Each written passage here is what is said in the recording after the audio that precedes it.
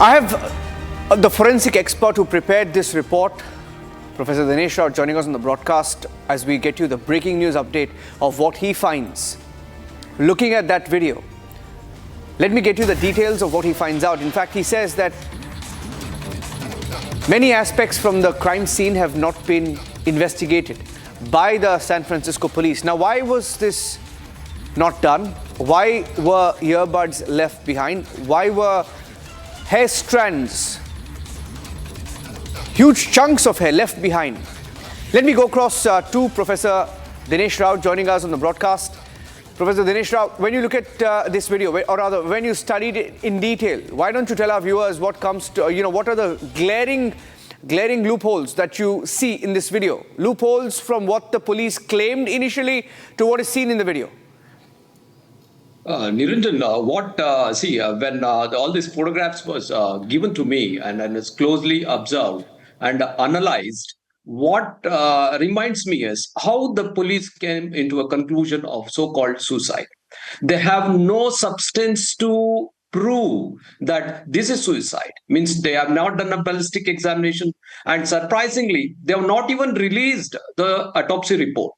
And besides, the crime scene examination was totally inadequate, it's incomplete and unscientific. Majority, as we have pointed out in those photographs, there is a big chunk of hair at two places. One is buried inside the cloth. There's a large pool of blood where it has been buried in the cloth. And another is been at the door corner. So it is a wig-like material or a hair-like material that need to be collected. It would have been a part of the inventory and it would have been studied and it would have been examined. That has not been done. And there is nearly around 5 places we saw big splatters of blood. And these splatters of blood are in different directions. And one is perpendicular, another is the spikes are showing in a different sides. And this again moves that the victim was been moving at a different areas of one particular region. And the disturbed the surroundings is something which is rarely seen in the cases of suicide. The other thing is, what we see is the door being damaged, the door wall, adjacent to the main area where the crime, alleged crime would have taken place. So adjacent to that particular wall, we see a big damage, which is likely to be either from a bullet or from a blunt object with a small striking surface, we call. So that we have been seeing. And the food materials which he has been eating, he has been off way. That means there is half of the food in the bowl has been completed, other have been left out, and part of the food is striven on it's been lying on the floor. And all the clothes, bags in the storeroom, in the bedroom, and the living room had been striven apart. So this is hardly we see in the cases of suicide. All this lead us to the suspicion that this is most unlikely because we have the substance, we can substantiate our claims. This is unlikely to be a suicide. But whereas for them to say suicide, they have no substance to prove. This is where the larger doubt is. And apart all this, we also, the family has also done a second autopsy. The details may not be revealed at this stage because we are awaiting the so-called medical examiner's report. Once that is out, definitely there are many things to come out after that. Now, where is the post-mortem report? Was there a post-mortem? If there was a post-mortem, where is the report? And why do you think there is no post-mortem report yet? Do you think there's an attempt to hide the truth in this case from the beginning, right? You said that when... Yes. There was no response from Suchir. When the police went inside the house, when the examiners went inside, in 15 minutes they concluded that it's suicide. They came out, case closed, correct. Right? Body was handed back to the family. Is that correct? Correct. Is that what happened? Yeah. Isn't it unusual? You see, what it is not only unusual. See, for me, handling cases in US is not new. This is a strange case what I've been experiencing, especially in this case. Imagine, the autopsy report, the findings of the autopsy is not been released. The ballistic examination is not been released. The GSR swabs, the outcome of the GSR swab is not released. And before all this official examination, analysis and release of these reports are out, they are able to conclude that it's a case of suicide. And above all these things, no fingerprints taken. CCTVs has not been seized.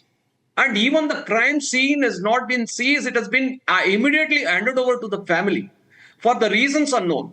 So without any of the scientific reports, they coming into a conclusion it's a suicide. It's indeed a mockery of the criminal justice system. Unfortunately, it's happening in a state like United States of America. But whereas for us to claim that it is a homicidal, we have so many circumstantial evidence to prove which you already shown in the television. But beside this, I can confidently say we have still more evidences which we are going to release on the right time.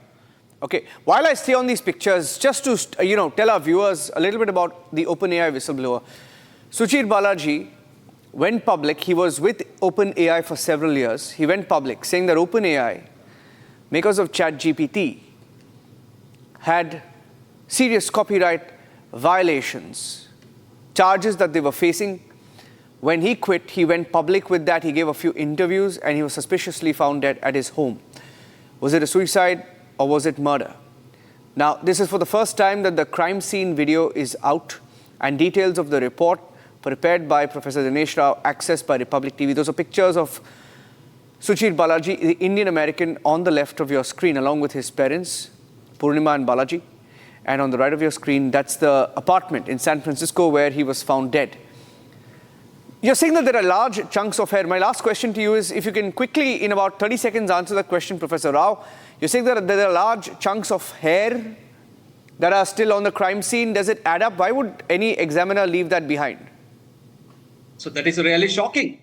You rightly pointed out. And beside, another very important thing I want to tell you, as you said, the motive is possibly related to the work. The other more important thing is certain of his pen drives are missing from his house.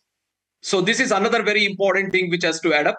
So the large chunks of hair, we want why it was not examined. And even the earbuds which has been striven apart, one of the earbuds contains a chunk of hair and also blood stains.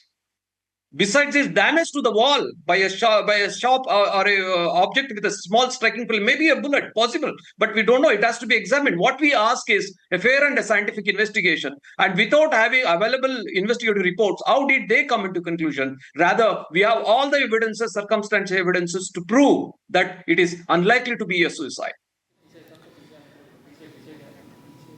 Okay, thank you, Professor Dinesh Rao. Thank you for joining us.